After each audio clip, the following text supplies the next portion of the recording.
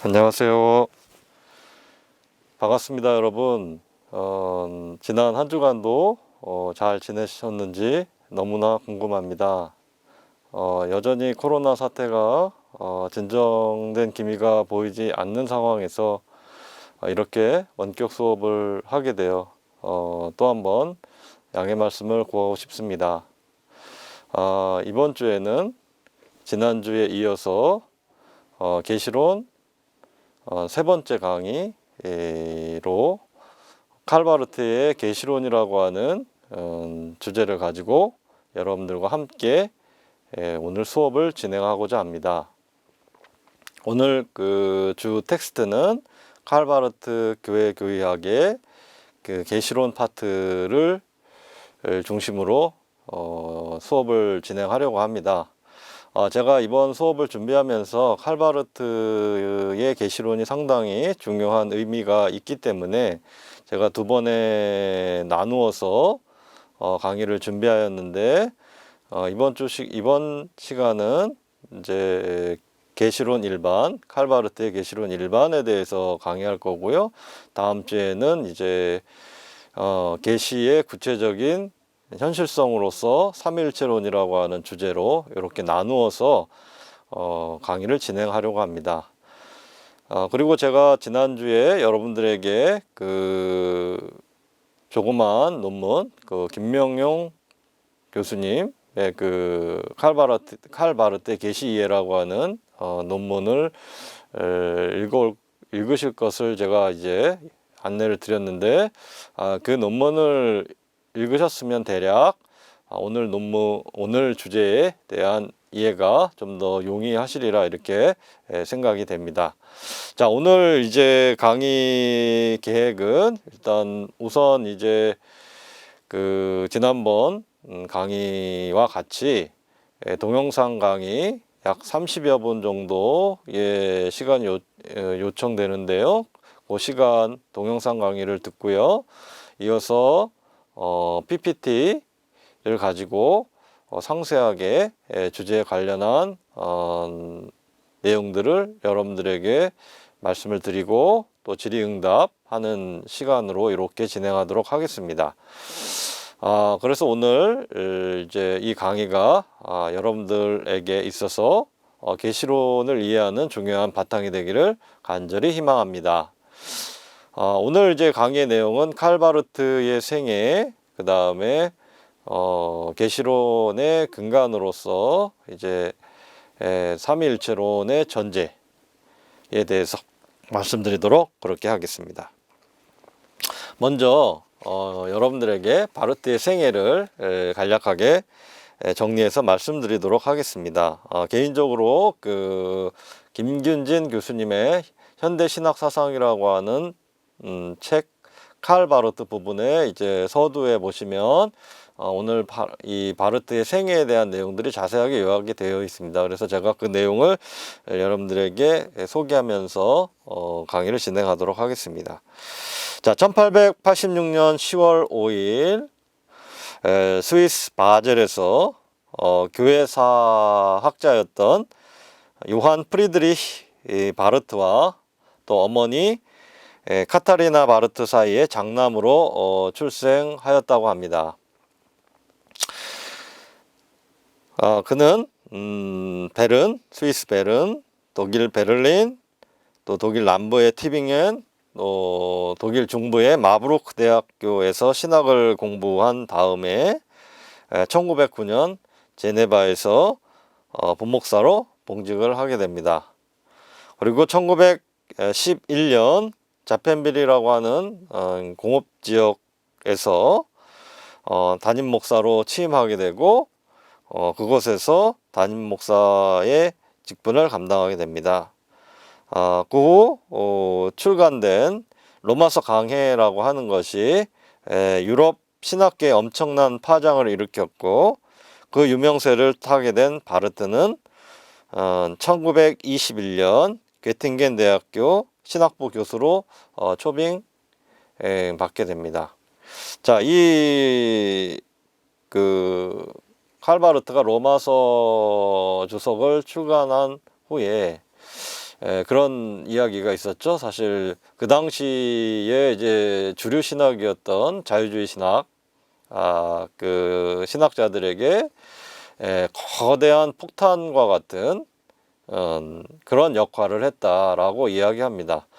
사실 이제 칼 바르트에게 있어서 이 로마서 주석이라고 하는 것은 이제 상대적으로 키에르케고르라고 하는 유명한 실존주의 철학자의 그 절대 타자라고 하는 하나님에 대한 타자성에 대한 이해에 영향을 받게 되면서 그동안 이제 자유주의 신학자들이 보여주었던 그 주류 신학, 즉 하나님을 인식함으로써, 그 다음에 하나님을 객관적으로 파악함으로써의 신학이라고 하는 것은 이제 인간주의적인 신학의 정점이라고 보았고, 이제는 신학이 고유한 그 영역, 즉 하나님에게로, 즉 삼위일체 하나님에게로 나아가야 한다라고 하는 그 과제를 제시했던 또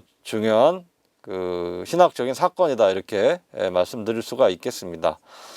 물론 이제 슐라이어 마하에서부터 시작된 자유주의 신학에서 하나님을 의식한다고 하는 것은 그럼에도 불구하고 하나님의 실제가 인간의 내면 속에 개입할 때에 발생하는, 어찌 보면 하나님의 현실성이라고 하는 것이 충분히 담지되어 있는 신학이었음에도 불구하고, 이렇게 바르트의 말처럼 정말 인간 중심주의적인 신학이라고 하는 그 오해와 또 비판을 받았던 이유 중에 하나는 바로 의식화라고 하는, 자, 하나님이 인간에게 의식화한다라고 하는 부분이 바르트의 눈에는 철저하게 인간학적인 그런 맥락에서 신학이 보여졌다라고 하는 것을 우리가 부인할 수는 없습니다. 그래서 바르트와 같은 시기에 살았던 그 변증법적 신학자 중에 한 사람인 루돌프 불트만은 이렇게 그 자유주의 신학의 일반에 대해서, 자, 신학이 인간학이 되었다. 자, 이것은 어떻게 보면, 자, 신학은 그 소위 인문학과는 분명 차별성이 있음에도 불구하고, 차이가 있음에도 불구하고, 마치 인간학이라고 하는 어떻게 보면 지극히 인문학적인 학문으로 전락한 것은 아닌가 하는 그 이런 의미에서의 비판이라고 보여집니다. 사실 오늘날에도 사실은, 자, 신학이라고 하는 게 뭐 종교학이라든지 혹은 과학이라고 하든지 혹은 사회학이라든지 이런 다양한, 또 철학이라든지 이런 다양한 학문과의 관련 속에서 신학이 전개되는 흐름 속에서 여전히 신학이 하나님 중심적이지 못한 단면들을 오늘날에도 어떻게 보면 우리가 접하게 됩니다. 물론 신학이라고 하는 것이 융합학문이고 통합학문이고 또 소통학문이다라고 하는 맥락에서 상당히 중요한 의미들이 있지만, 결국 신학에 있어서 하나님이 존재하는가 라고 하는 질문은 여전히 오늘날 우리가 살아가는 지금의 사회에서 여전히 중요한 문제가 아니냐라고 하는 문제를 새롭게 인식하게 하는 텍스트다, 이렇게 말씀드릴 수 있겠습니다. 자, 그 후 바르트는 1925년 민스터 대학교 신학부 교수로 초빙받게 되고, 1930년, 즉 이제 바르트가 이제 교회교의학이라고 하는 자신의 중요한 주요 저서를 이제 서술하기 시작한 이 시점에서 본대학교의 신학부 교수로 봉직하게 됩니다. 자, 그런데 안타깝게도 1933년 그 독일의 히틀러 정권이 들어서면서 히틀러를 지지하는 독일 그리스도인들의 모임이라고 하는 소위 이제 히틀러적 그 정치 인식과 또 기독교 인식에 동조하는 신학자들에 의해서 만들어진 이런 그 정치적 기독교에 대항하여 바르트는 고백교회 운동을 전개하게 됩니다. 그래서 유명한 바르멘 선언이라고 하는 그 소위 기독교 신학의 중요한 원칙이라고 하는 그 바르멘 선언이 발표되고 그리고 이것을 배경으로 해서 고백교회는 히틀러 정권에 적극 저항하게 됩니다. 자, 그 후에 결국 독일 정부로부터, 즉 히틀러 정권으로부터 바르트는 조기 퇴직할 것을 종용받게 되고요. 그리고 이제 자연스럽게 스위스 바젤 대학으로 일터를 옮기게 됩니다. 자, 그곳에서 이제 1968년 12월 9일에 사실 사망할 때까지 교수직을 감당하였고, 또 그가 태어난 바젤이라고 하는 지역에서 사망하게 됩니다.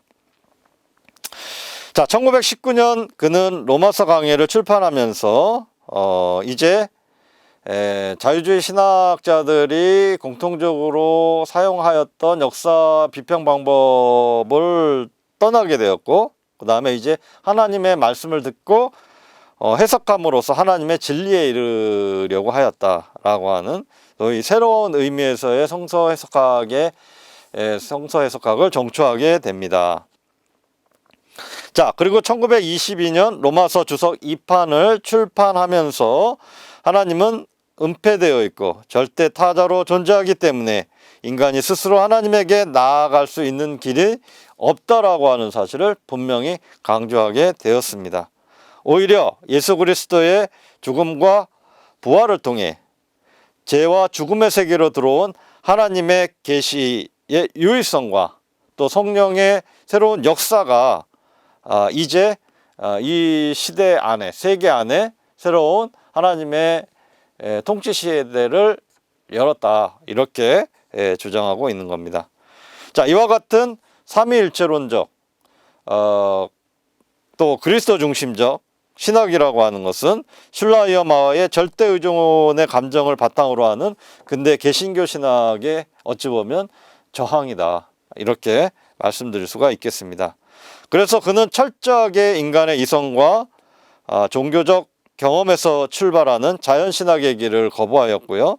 오직 예수 그리스도를 통해서 열린 그리스도의 길을 자신의 신학에서 전개하게 됩니다. 결국 그래서 우리가 흔히 듣게 되는 그리스도 중심적 신학이라고 하는 칼 바르트의 신학이 결국은 철저한 그 자유주의 신학과의 논쟁을 통해서 생성된 신학이다 하는 것을 말씀드릴 수가 있겠습니다.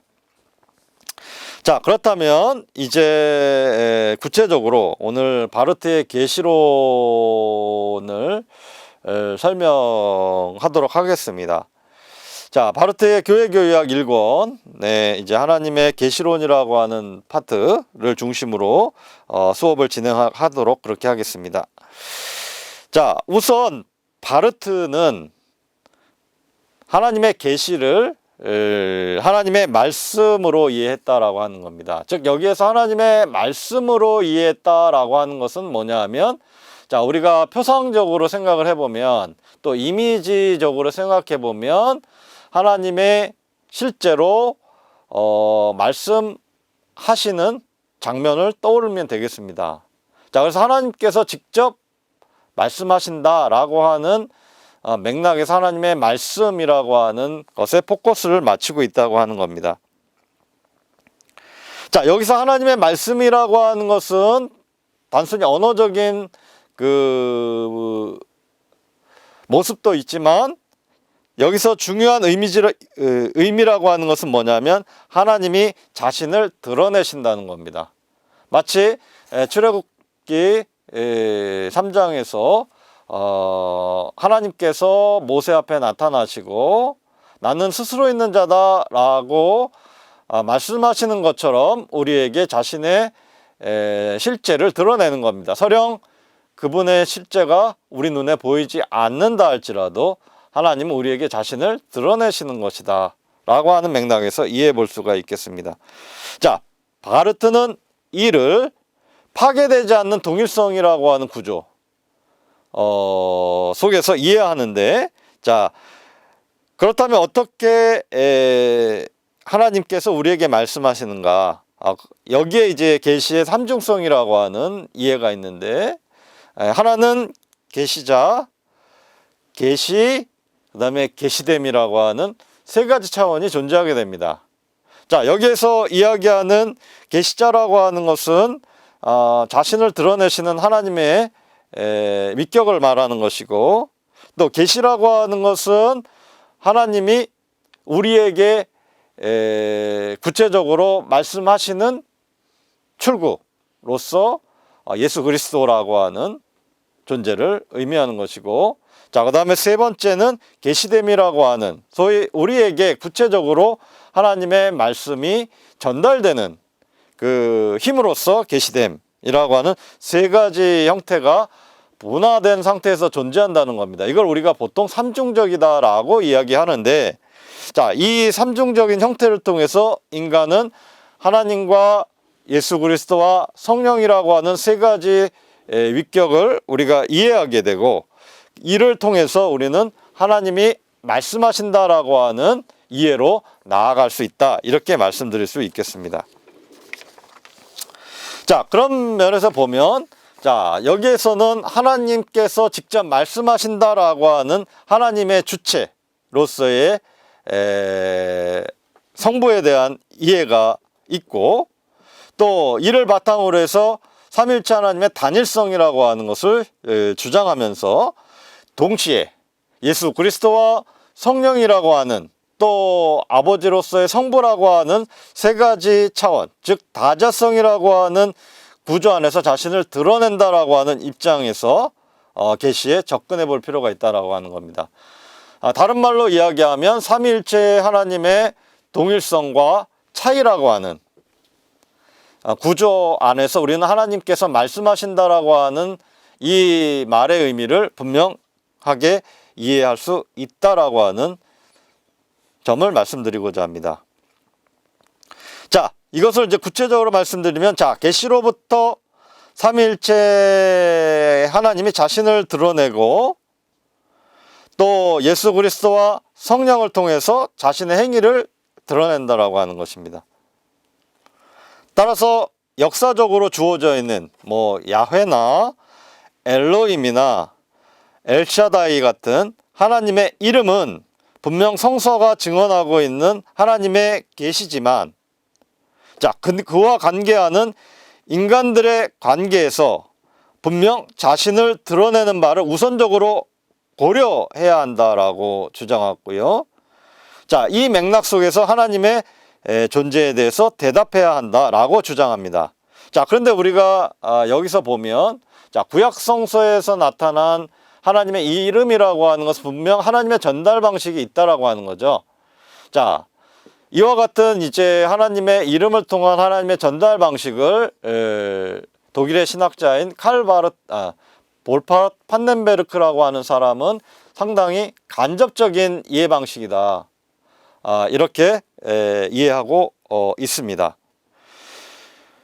자, 그러나 칼바르트는, 자, 이와 같은 계시라고 하는 것이 하나님이 자신을 드러내는 방식으로 스스로를 전달했다라고 하는 측면에서는 분명하게 하나님의 계시의 측면이라고 하는 부분을 여전히 강조하고 있다라고 하는 사실입니다.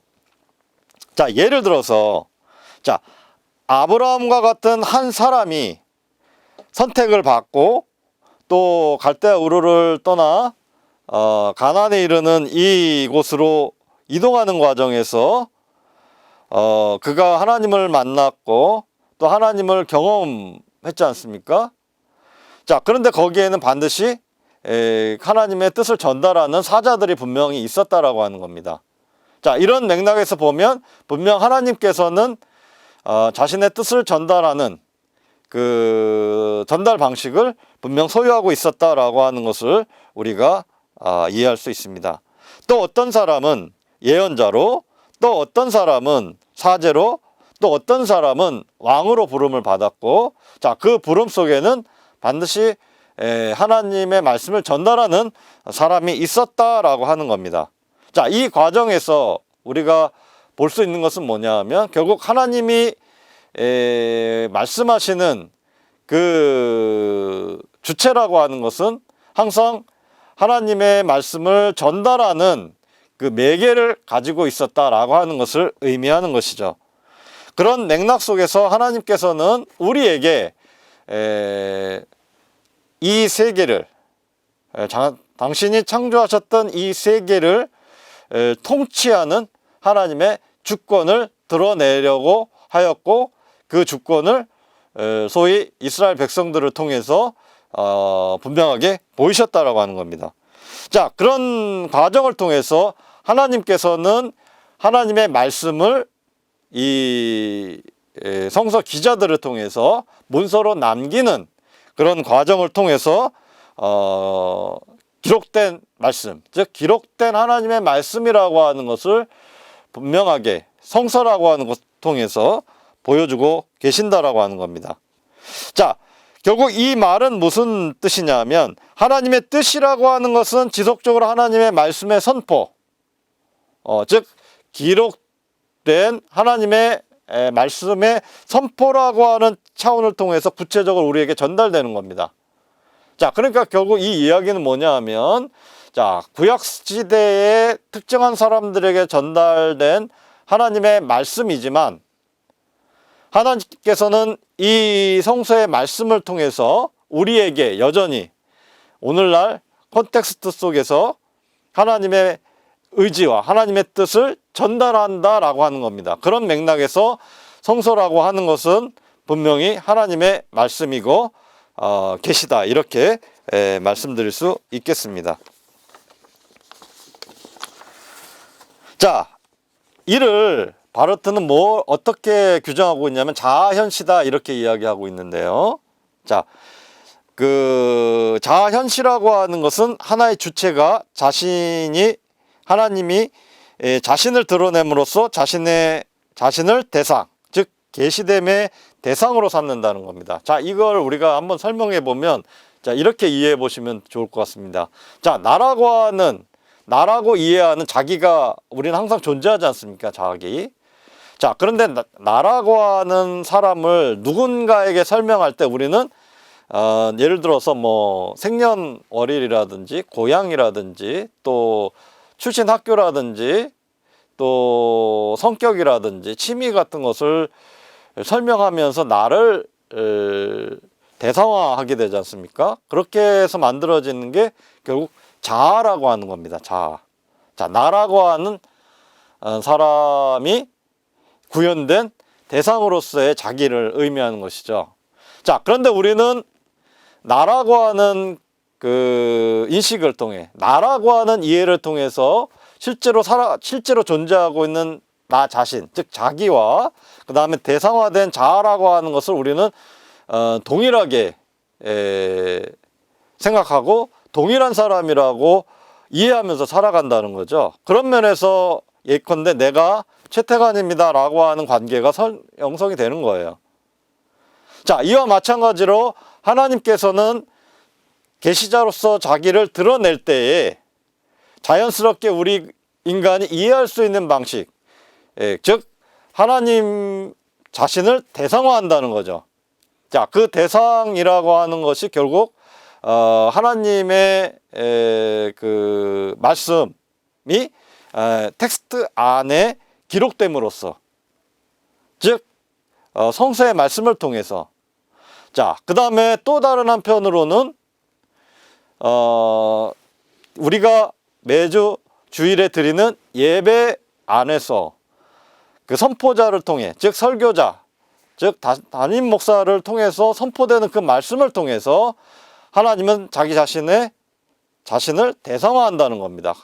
다시 말해 하나님은 우리에게 보이지 않지만 우리가 이해 가능한 형식으로 말씀하신다는 거죠. 자, 이 두 가지 방식이 결국 다른 차원에서 이야기하면 계시, 즉 예수 그리스도라고 하는 존재, 그 다음에 계시됨이라고 하는 성령의 사역을 통해서 우리에게 전달된다는 거죠.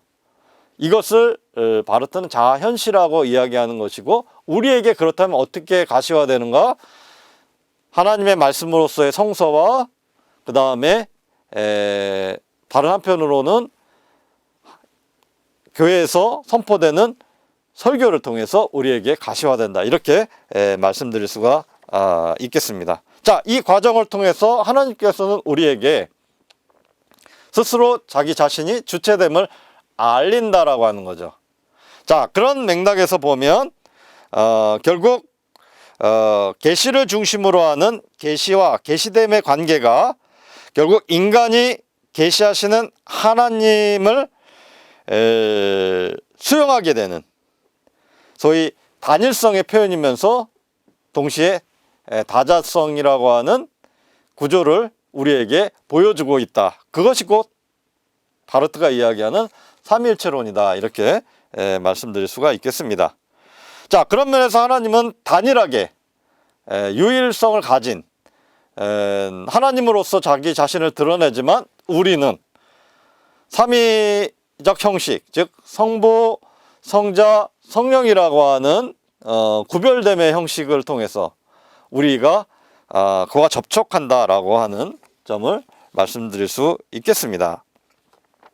따라서 결국 하나님의 말씀을 통해서 자신을 드러내는 하나님의 말씀이 곧 계시의 근간이며 계시의 실제다, 이렇게 말씀드릴 수 있겠습니다. 그래서 바르트는 이와 같이 자신의 실제를 드러내는 하나님의 계시 방식은 더 구체적으로 이야기하면, 자, 하나님께서 이 세계의 통치자라고 하는 하나님의 주권성을 표현하고, 동시에 하나님의 자유라고 하는, 즉 이 세계에서 말씀하시는 하나님의 자유라고 하는 것을 이해할 수 있다, 이렇게 말씀드릴 수 있겠습니다. 자, 그런 면에서 보면, 자, 우리가 그런 질문 하잖아요. 실제로 신앙생활을 하면, 자, 보이지 않는 하나님, 왜 하나님은 나타나시지 않고 하나님은 없는 존재처럼 우리에게 계신가? 라고 하는 질문을 우리가 신학적으로 할 수밖에 없지 않습니까? 그 질문에 대해서 바르트는 바로 이와 같이 하나님의 삼일체론이라고 하는 계시의 삼중성을 통해서 하나님이 존재하심을 우리에게 명확하게 보여준다는 거죠. 자, 그렇다라고 한다면 사실 우리가 이 주일날 교회에 가서 우리가 담임 목사님의 설교를 들을 때, 자, 그의 말씀이 인간의 언어로 들려서는 안 된다는 거죠. 바로 하나님의 말씀으로 들려야 된다는 겁니다. 거기에 삼일체의 하나님의 역사하심이, 즉 실제가 있다라고 하는 것을 바르트는 분명하게 설명하고 있다, 이렇게 말씀드릴 수 있겠습니다. 자, 그런 면에서 바르트는 이렇게 이야기합니다. 자, 하나님의 계시라고 하는 것은 하나님이 직접 우리에게 말씀을 건네시는 사건이고, 직접 말씀하시는 행위이고, 자, 그 과정에서 우리는 하나님에게 너로서 이해된다라고 하는 거예요. 자, 이 이야기는 뭡니까? 자, 하나님께서 나에게 직접 말씀하신다는 겁니다. 그리고 너라고 이렇게 이야기하는 거죠. 자, 이 너라고 하는, 즉 이 독일어에서는 이걸 두라고 이야기하는데, 자, 이 너라고 하는 표현은 아주 친밀하다는 표현이에요. 그것은 아주 내가 당신과 밀접하다라고 이야기하는 겁니다. 자, 근데 우리나라에서는 이 너라고 하는 말은 반말이잖아요. 그죠? 정말 어떻게 보면 쉽게 생각한다라고 하는, 편하게 생각한다라는 이미지가 있어요. 근데 독일에서의 두라고 하는 것은 그런 의미가 아닙니다. 자, 그러니까 내가 예컨대 교수님을, 물론 이제 우리 교수님을 처음부터 두라고 얘기하지는 않거든요, 독일에서.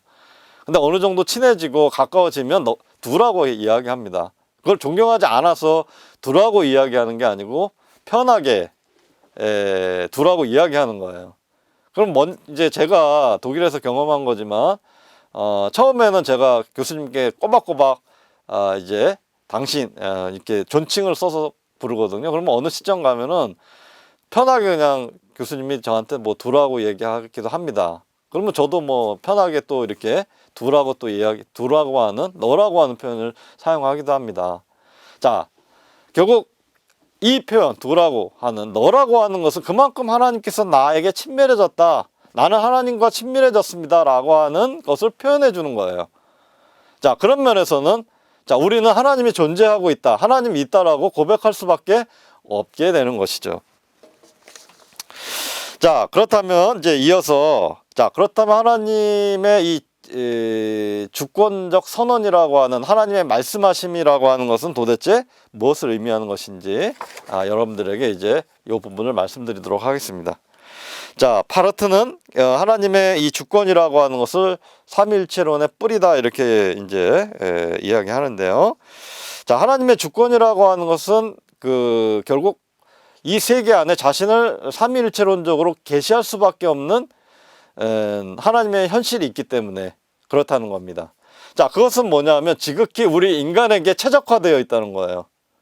자, 하나님의 계시라고 하는 것은 우리 인간에게 분명하게 전달될 수 있도록 가장 최적화되어 있다는 겁니다. 자, 우리 그런 거잖아요. 예를 들면, 자, 우리가 오늘 이렇게 여러분들과 원격 강의를 하기 위해서 이렇게 동영상 촬영을 하고 있습니다.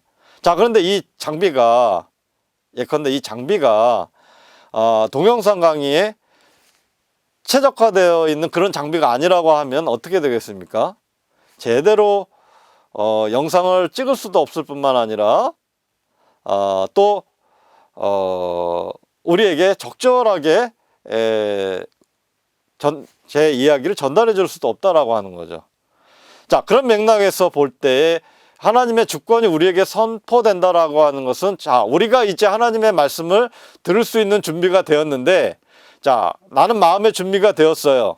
자, 그런데 인간이 사실은 최적화되어 있지 않은 상태잖아요. 그런데 하나님 스스로가 우리가 이해할 수 있도록 우리의 위치로 낮아지시는 거예요.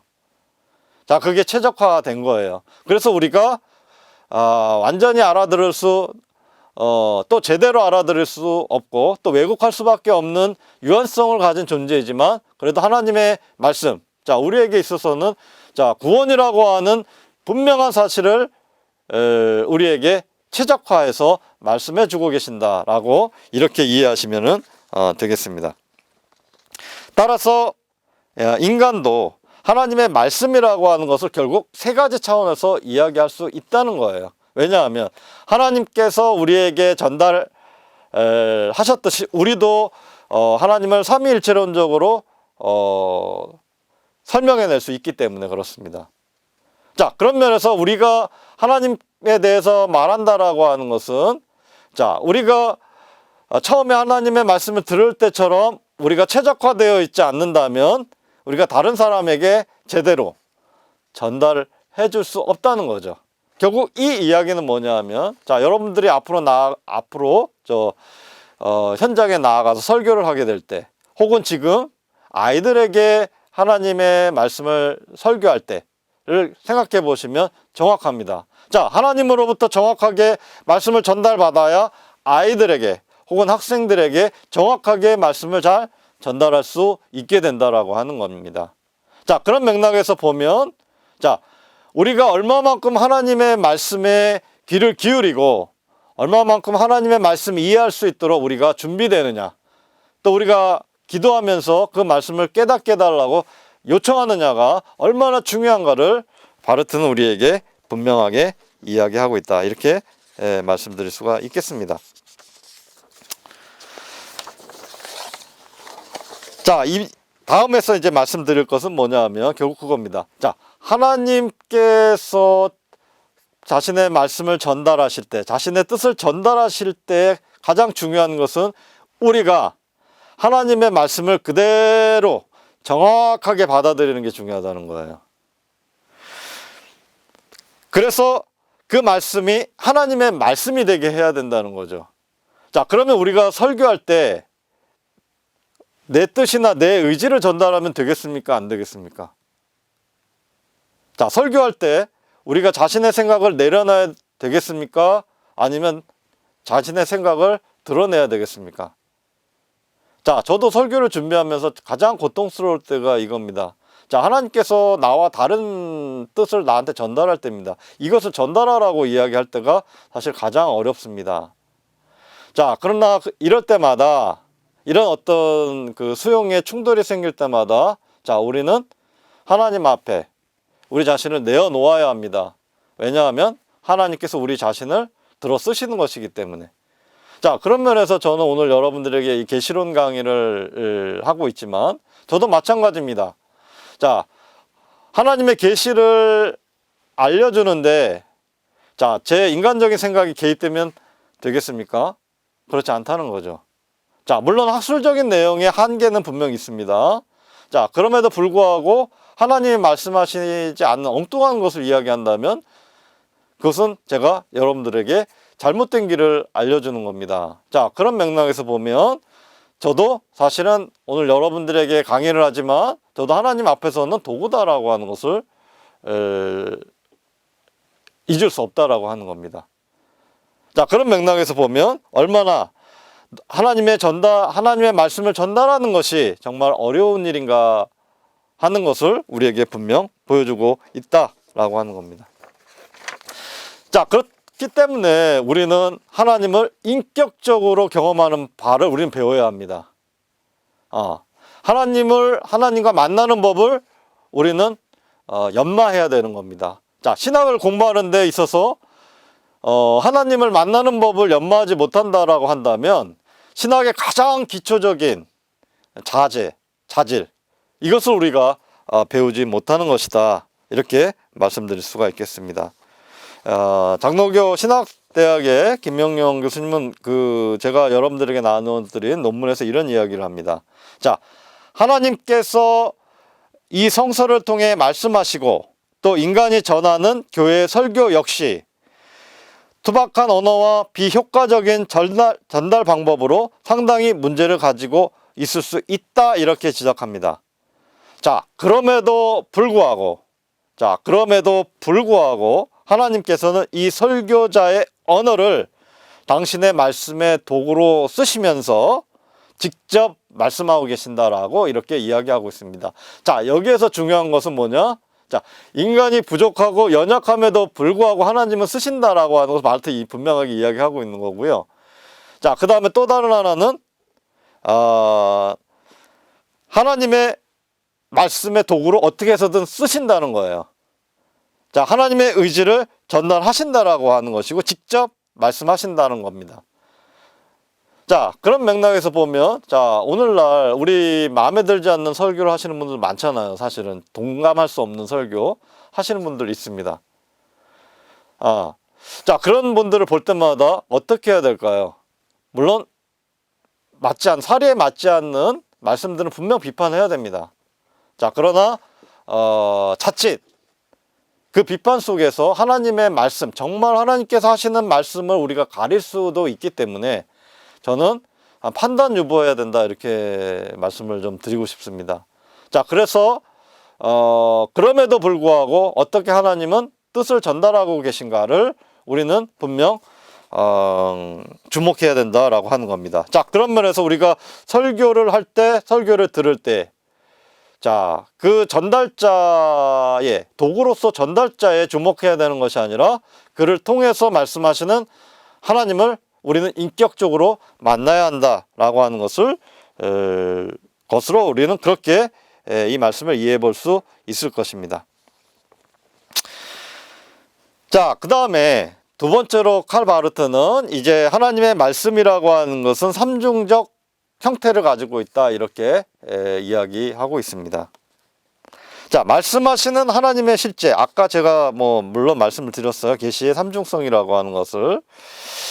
자, 그런데 이제 바르트가 이 부분에서 이제 구체적으로 설명하려고 하는 것은 뭐냐면, 자, 하나님에 대해 무능한 사람들을 위해서 쓰였다는 거예요. 하나님에 대해 무능한 사람들. 자, 하나님에 대해서 무능한 사람들은 도대체 어떤 사람들이 무능한 사람들일까요? 자, 그러면 정말 우리 모두가 하나님의 말씀 앞에서 정말 유능한 사람일까요? 저는 사실 오늘 이 바르트의 이 부분에 대한 것을 이제 사실 읽으면서 참 무능하다는 걸 참 많이 느낍니다. 또 하나님 앞에서 참 무기력하다라고 하는 것을 느끼게 됩니다. 자, 그런데 여기에서 이제 주관점은 뭐냐? 우리가 무기력하고 무능력한 게 중요한 게 아니에요. 자, 근데 우리가 이게 무능력하다라고 하는 인식을 하게 되면 어떻습니까? 뭔가 부자연스럽고 뭔가 좀 잘못하고 있는 것 같고 이건 아닌 것 같고 이런 생각 있지 않습니까? 자, 그러다 보면 어떻습니까? 고민하게 되고, 그죠? 그 다음에 근심하게 되고, 그죠? 염려하게 되고 이런 겁니다. 자, 그런데 하나님께서는 우리에게 그런 무능함을 은혜로 바꾸셨다라고 하는 것을 칼 바르트는 은총이라는 관점에서 이야기하고 싶은 거예요. 자, 따라서 목회자의 설교가 혹은 성서 연구가 인간의 생각이나 경험으로 인해서 하나님의 말씀을 맡고 있는 한 설교자는 무능한 거예요. 무기력한 겁니다. 자, 그러니까 여기에서 우리가 주목해야 될 건 뭐냐면 내가 하나님의 말씀을 맡고 있는 것은 아닌가를 우리는 하나님께 물어봐야 되는 겁니다. 하나님, 제가 뭔가 하나님의 말씀을 잘못 전달하고 있는 것은 아닌지 우리가 하나님께 기도하면서 여쭤봐야 되는 거예요. 자, 그런데 우리가 괜히 기도 중에 그런 거를 묻게 되면 쭈삣쭈삣하게 되죠. 괜히 허공에다 얘기하는 것 같기도 하고, 그죠? 근데 그렇지 않다는 거예요. 하나님은 들으신다는 거죠. 자, 말씀하시기에 앞서서 들으신다는 겁니다. 그건 뭐냐? 인간이 무기력함이라고 하는 것을 스스로가 깨닫게 하시는 거예요. 자, 그런 면에서 우리가 하나님 앞에 무릎을 꿇어야 된다. 그리고 기도해야 된다라는 지점들을 이야기하고 있는 겁니다. 자, 그래서 우리 김명용 교수님도 이런 식으로 이야기합니다. 자, 바르트가 강조하는 것은 학문적 준비가 불성실해도 괜찮다는 것에 있다는 것이 아니고 하나님의 직접 말씀하신다는 점에 유의해야 한다라고 말합니다. 네, 저는 이걸 이렇게 이해했어요. 자, 우리가 학문적인 준비가 안 된다는 것은 다른 말로 이야기하면 뭘 의미하는 것이냐? 하나님의 말씀을 왜곡할 수도 있다는 거예요. 자, 그러니까 우리가 이제 이런 이야기들 여러분들 많이 들으셨을 거라고 생각합니다.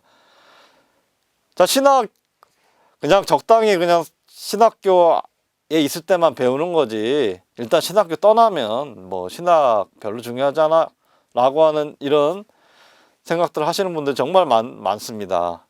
근데 여러분, 이건 잘못된 생각입니다. 이건 우리가 고쳐야 됩니다. 저는 물론 학문이라고 하는 것이 하나님의 말씀을 전달받는 유일한 것은 아닙니다. 자, 그러나 적어도 하나님의 말씀을 왜곡하는 것을 막아주는 역할은 한다는 겁니다. 자, 그런 맥락에서 보면, 자, 학문적 준비가 되어 있지 않는 경우에 우리가 오히려 목회를 잘못된 길로 이끌어갈 수도 있는 오류에 직면할 수 있다라고 하는 겁니다. 자, 그런 면에서 우리는 열심히 신학을 공부해야 하고 또 하나님의 말씀을 제대로 듣도록 준비해야 되는 겁니다. 마치 의학도들이 자, 청진기를 가지고 사람들의 진찰하는 이걸 잘못 배웠다고 생각 한번 해봅시다. 그러면 오진이 나올 수밖에 없지 않습니까? 아무리 의사로서 환자를 사랑하는 마음을 갖고 있다 하더라도 제대로 진료하는 방법을 모른다라고 한다면 그에 대한 사랑이 무색하게 그 사람의 생명을 위협하는 것이 될 수도 있지 않습니까? 바로 신학도 이와 마찬가지라고 하는 겁니다. 자, 따라서 저는 바르트의 이야기를 이렇게 설명하고 싶습니다. 우리가 하나님께 우리의 마음을 여는 과정이다. 즉 신학의 과정이라고 하는 그것을 배우는 과정이다. 이렇게 말씀을 드릴 수가 있겠습니다. 자, 그렇다면 바르트는 자, 이와 같은 것을 어떻게 정의하고 있는지 한번 말씀을 드려보도록 하겠습니다. 자, 계시가 사건이 됨으로써 하나님의 말씀의 내용을 드러낸다. 그가 드러내시는 것은 모든 창조 사건에서 하나님 나라의 주권을 고지하시는 것이다. 이렇게 이야기합니다. 자, 여기에서 말하는 고지, 고지라고 하는 건 그런 이야기합니다. 뭐냐 하면 우리 고지 이런 거 생각하면 됩니다. 여러분들 우리가 한 달에 한 번씩 받는 거 있지 않습니까? 예를 들면 전기 요금 고지서, 그죠? 또 우리 의료보험 고지서, 또 이런 고지들을 받잖아요, 그죠? 요즘은 물론 종이로 된 거 종이로 된 거 안 받고 다 휴대폰으로 자동으로 이렇게 오잖아요. 그런 이제 그 기록들이 오잖아요. 자, 고지란 바로 이런 겁니다. 이와 같이 공적인 거예요. 유효한 어떤 권위가 존재하는 하나의 고지입니다. 알림의 성격을 보통 고지라고 하는 겁니다. 자, 하나님의 우리에게 전달하는 것은 다른 말로 표현하면 고지하신다는 건데, 이거는 뭐냐면 공적으로 이야기하는 거예요. 자, 하나님께서 이 세계를 통치하시는 통치자로서 주권을 가지고 계신 분이잖아요. 자, 그 통치자가 우리에게 자신의 뜻을 전달하는 겁니다. 자, 그런 면에서 우리는 하나님의 말씀을 듣는다라고 하는 것은 공적인 메시지를 듣는 거예요. 자, 그러면 하나님으로부터 오는 주권자의 우리 그 고지를 들었을 때 우리는 어디에다가 전달해야 됩니까? 세계에 나아가 이 통치를 받고 있는 사람들에게 전달해 줘야 되는 겁니다. 그게 바로 설교가 가지고 있는, 또 성서 연구가 가지고 있는 공적 의미라고 하는 겁니다. 자, 그런데 하나님의 공적인 가치를 제대로 전달하지 않는다라고 한번 생각해 봅시다. 그러면 어떻게 되겠습니까? 이 사람들은 잘못된 길을 갈 수밖에 없지 않습니까? 자, 예를 들어서 이번 코로나 사태를 통해서 우리가 분명하게 알게 된 사실은 뭡니까? 자, 서울시에서도 신천지를 이제 반사회 단체라고 그렇게 선언하였습니다. 그럼 뭘 의미합니까?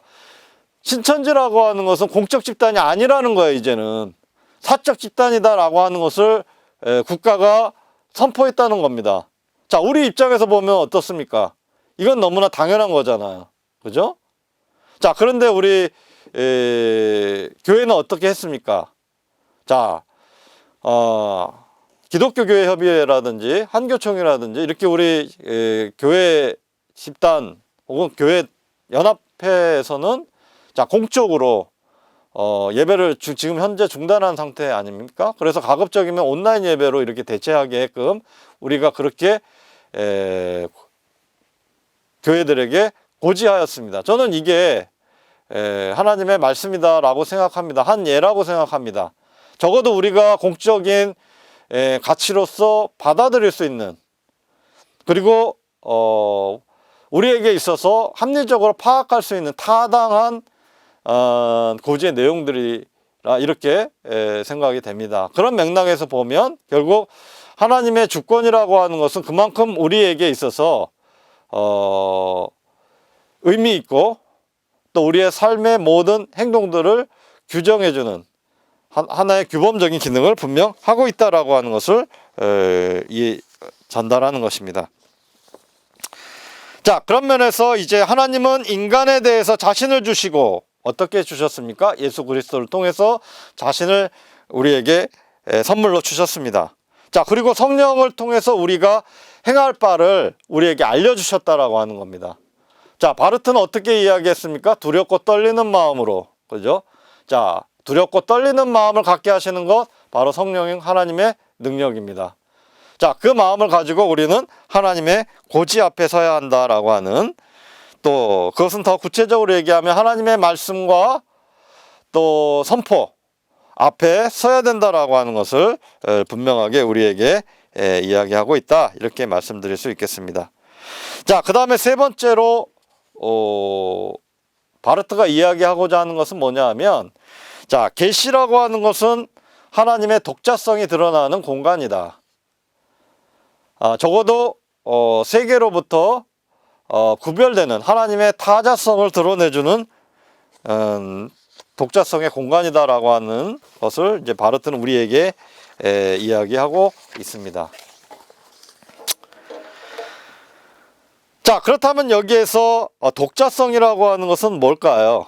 독자성이라고 하는, 자, 하나님께서는 삼위일체론적인 계시 방식, 즉 성부, 성자, 성령, 또 계시자, 계시됨이라고 하는 형식을 가지고 우리에게 분명하게 말씀을 하셨습니다. 자, 그런 면에서 우리에게 의존적이죠, 사실은.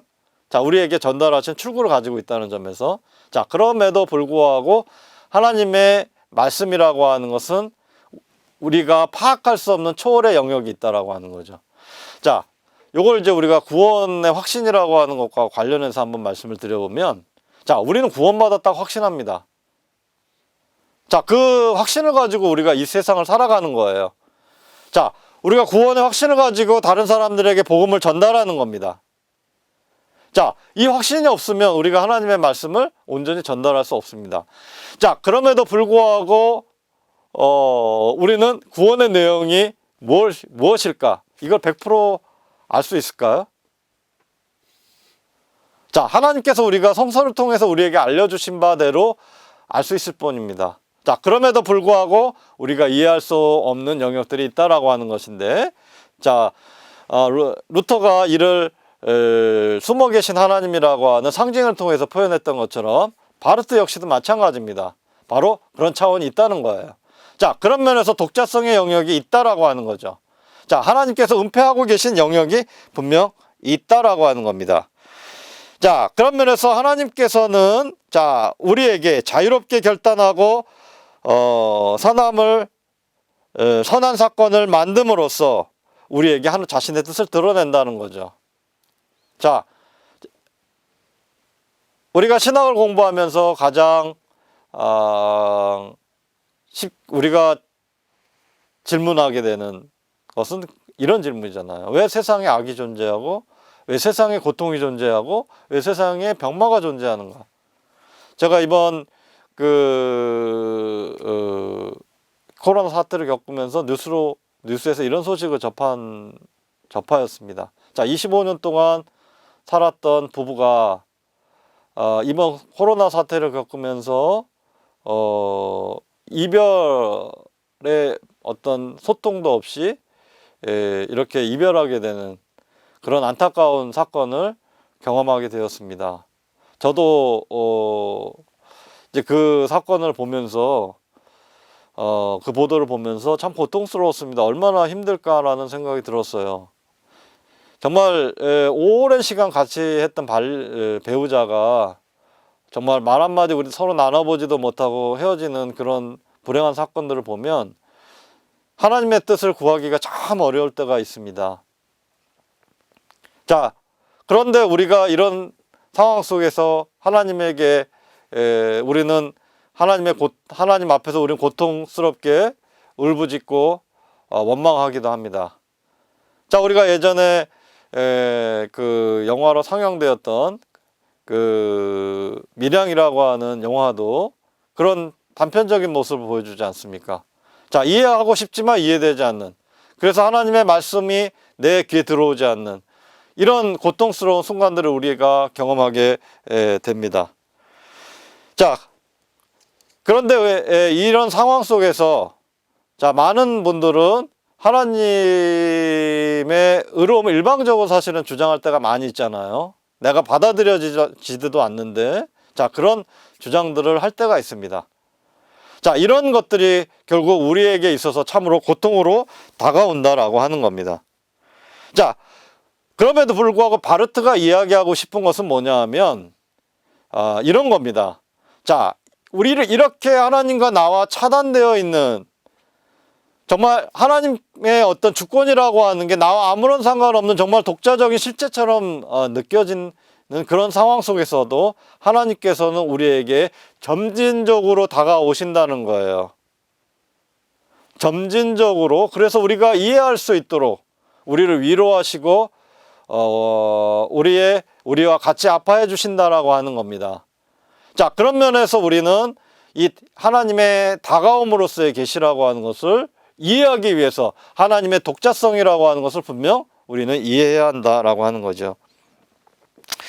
자, 바르트는 이런 예를 듭니다. 뭐 진리라든지 의로움이라든지 거룩함이라고 한다든지 이런 어떤 신적인 특성들이 분명 독자적으로 그 의미를 갖고 있는 건 갖고 있다, 이렇게 이야기하고 있습니다. 자, 어떻게 보면 우리에게는 초월적으로 보여지는 겁니다. 자, 그런데 자, 이와 같은 진리나 의로움이나 이런 어떻게 보면 타자적 개념들이 우리에게 있어서 이해 가능한 형태로 우리에게 전달된다라고 하는 것은 그만큼 하나님께서 우리와 접촉하고자 하시는 그런 사랑과 은혜를 갖고 계신다라고 하는 것은 그런 사실을 바르트는 분명하게 이야기한다라고 하는 겁니다. 자, 그래서 하나님의 독자성은 우리에게 하나님의 말씀과 선포를 통해서 구현된 교회 공동체라고 하는 것을 통해서 우리에게 전달된다라고 하는 겁니다. 자, 어제 제가 한 신학생에게 이제 그런 질문을 받았습니다.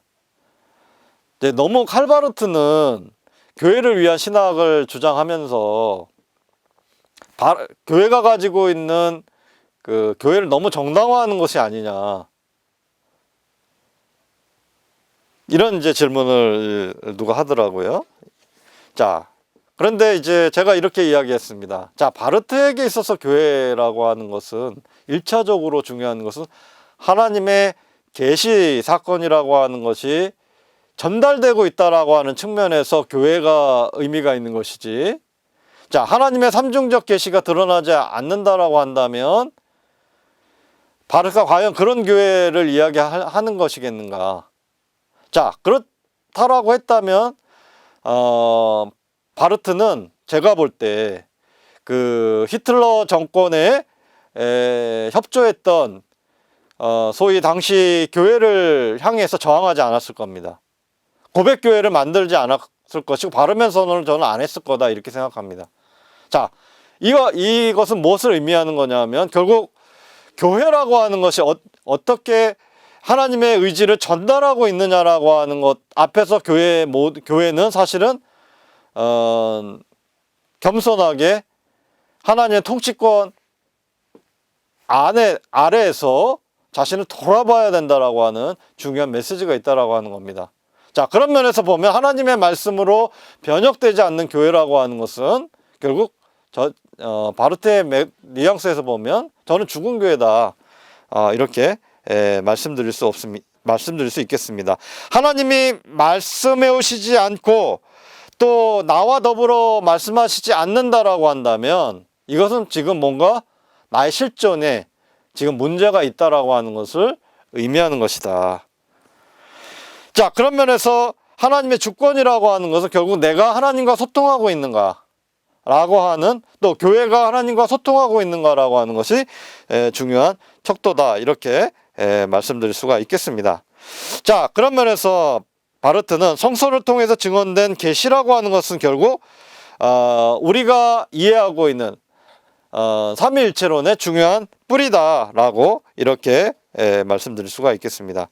자, 그리스도교 교회가 하나님이라고 부르고 또 하나님이라고 선포하는 그 성서적 증언에 우리가 의존하지 않는다라고 한다면, 자, 우리는 하나님을 단 한순간도 고백할 수 없다라고 볼 수 있는 것입니다. 자, 그런 면에서 우리가 하나님께 접촉한다라고 하는 것은 성부, 성자, 성령의 차원이 동시적으로 우리에게 역동적으로 경험되어야 한다. 그리고 그런 그 실제와 우리는 접촉해야 된다라고 이렇게 말씀드릴 수 있겠습니다. 자, 그런 면에서 우리가 삼일체를 어떻게 설명하느냐가 중요한 게 아니에요. 자, 교리적으로 삼일체로는 뭐 동일 본질이니 세 가지 위격이니 이거는 인간에게 설명하는 하나의 방식이지 이 자체가 하나님을 실제를 드러내주지 못한다는 거예요. 자, 그런 면에서 우리는 바르트는 직접적 자기 계시라고 하는 하나님의 계시의 삼중성이라고 한 삼일체로는 단순히 교리의 차원을 넘어서고 우리에게 있어서는 사건이라고 하는 상당히 중요한 차원이다라고 이렇게 우리에게 말하고 있는 것입니다. 자, 따라서 하나님께서 우리에게 어떻게 계시하느냐를 논리적으로 또 타당하게 설명하는 것이 핵심이 아니라 하나님이 이 세계 안에 어떻게 자기 자신을 드러내고 계신가, 더 구체적으로는 교회라고 하는 현장을 통해서 어떻게 드러내시는가를 주목해야 한다라고 하는 겁니다. 그리고 우리가 실제적으로 현재적으로 실제하시는 하나님을 우리가 의미 있게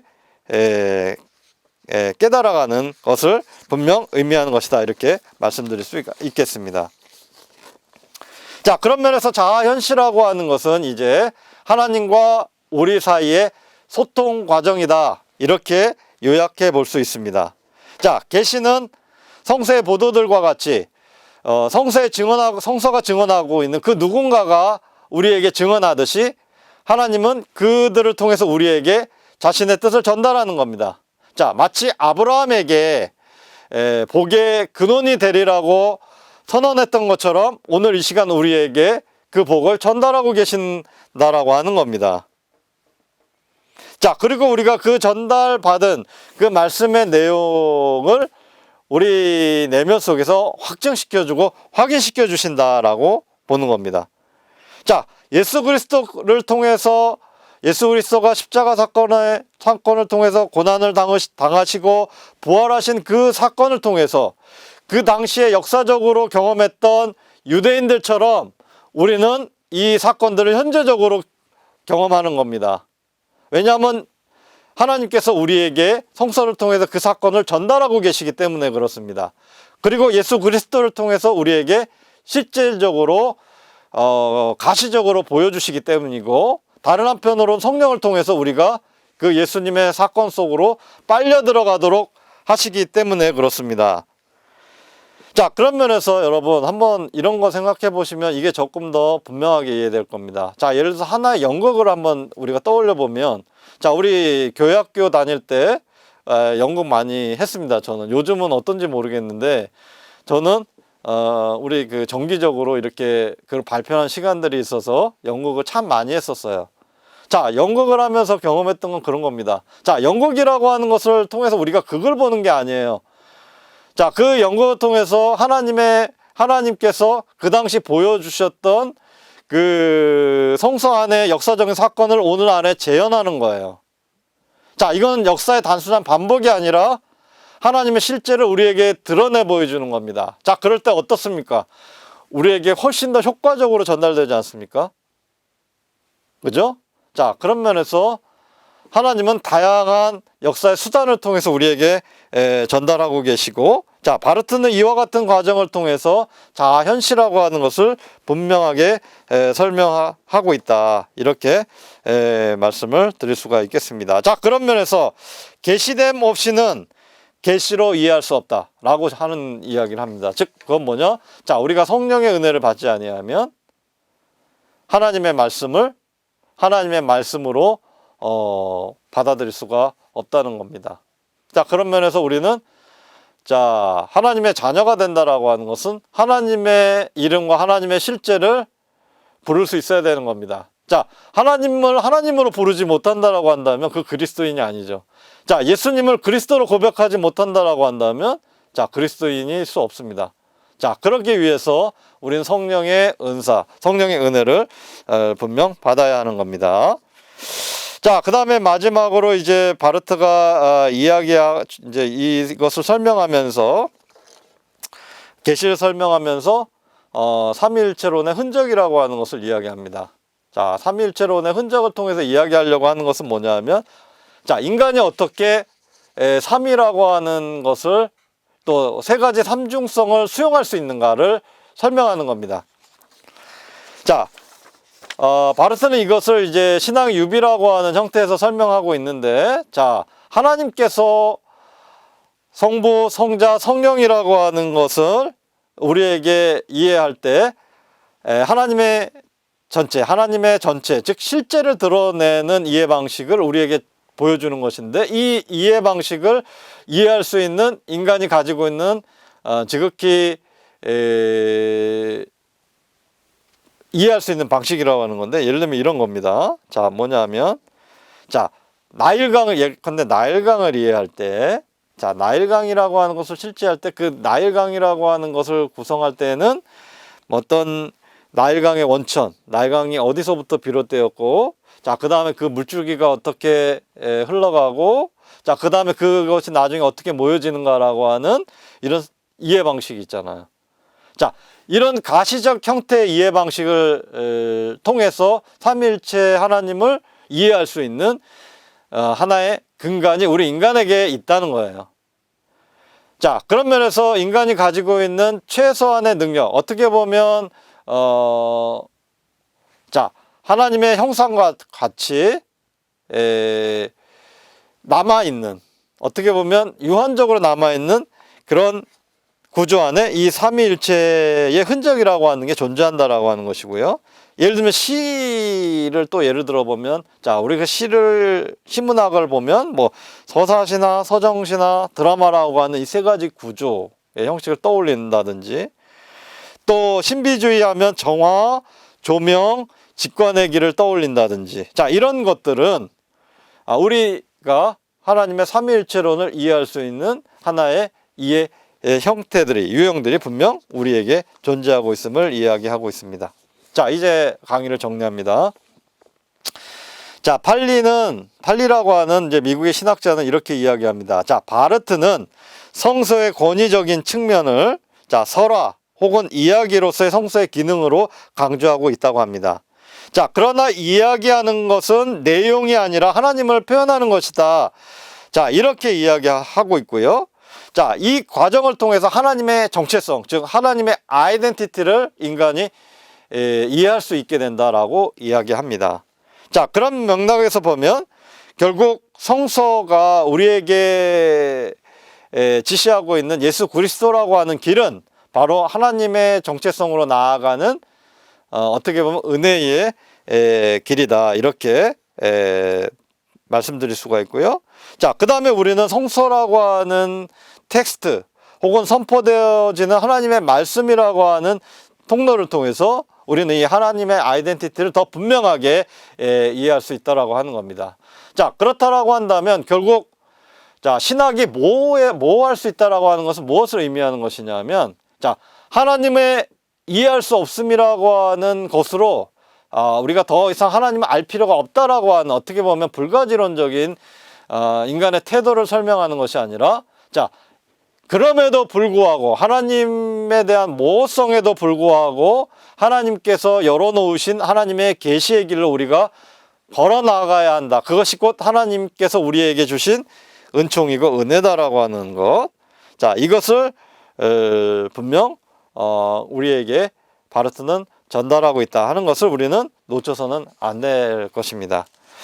자, 다음 주에는 이제 구체적으로 하나님의 삼위일체의 현실성이라고 하는 것을 계시라고 하는 맥락에서 설명하도록 그렇게 하도록 하겠습니다. 자, 그리고 이제 이어서 제가 이 오늘 동영상 강의를 통해서 전달한 내용들을 PPT를 통해서 여러분들에게 좀 더 부가적인 설명들을 첨부하면서 전달하도록 그렇게 하겠습니다.